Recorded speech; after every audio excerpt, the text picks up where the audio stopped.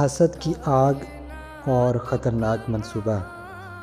کبھی کبھی حسد انسان سے وہ کام بھی کروا دیتا ہے جس کا وہ خود بھی تصور نہیں کر سکتا۔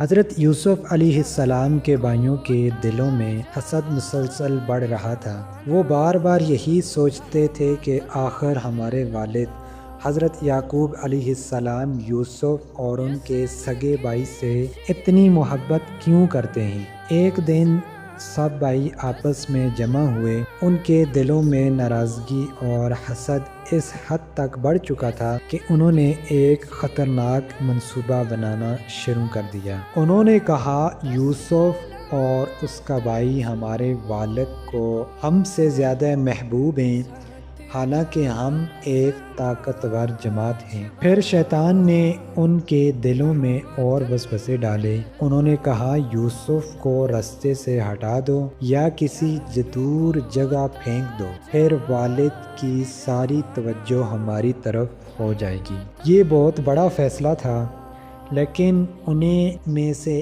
ایک بھائی نے کہا، یوسف کو قتل مت کرو، اگر کچھ کرنا ہی ہے تو اسے کسی گہرے کنویں میں ڈال دو، یا کوئی ایسا قافلہ آئے گا جو اسے اٹھا کے وہاں سے لے جائے گا۔ بالآخر سب اسی بات پر متفق ہو گئے۔ اب مسئلہ یہ تھا کہ یوسف علیہ السلام کو گھر سے باہر کیسے لے جایا جائے۔ وہ اپنے والد حضرت یعقوب علیہ السلام کے پاس گئے اور بڑی محبت کا دکھاوا کرتے ہوئے کہنے لگے، ہے ابا جان، آپ یوسف کو ہمارے ساتھ کیوں نہیں بھیجتے؟ ہم اس کا خیال رکھیں گے، وہ ہمارے ساتھ کھیلے گا بھی اور خوش بھی رہے گا۔ حضرت یعقوب علیہ السلام کے دل میں ایک عجیب سی بے چینی تھی۔ انہوں نے فرمایا، مجھے ڈر ہے کہ تم اسے لے جاؤ گے اور کہیں بھیڑیا اسے کھا جائے گا جبکہ تم اس سے غافل ہوگے۔ مگر بھائی مسلسل اصرار کرتے رہے۔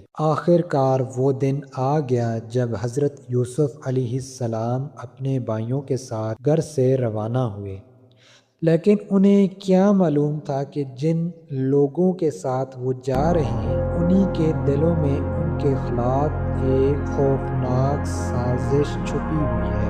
آگے کیا ہوا؟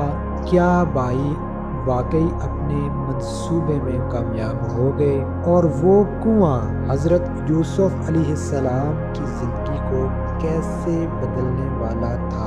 یہ جاننے کے لیے پارٹ نمبر 3 ضرور دیکھیے۔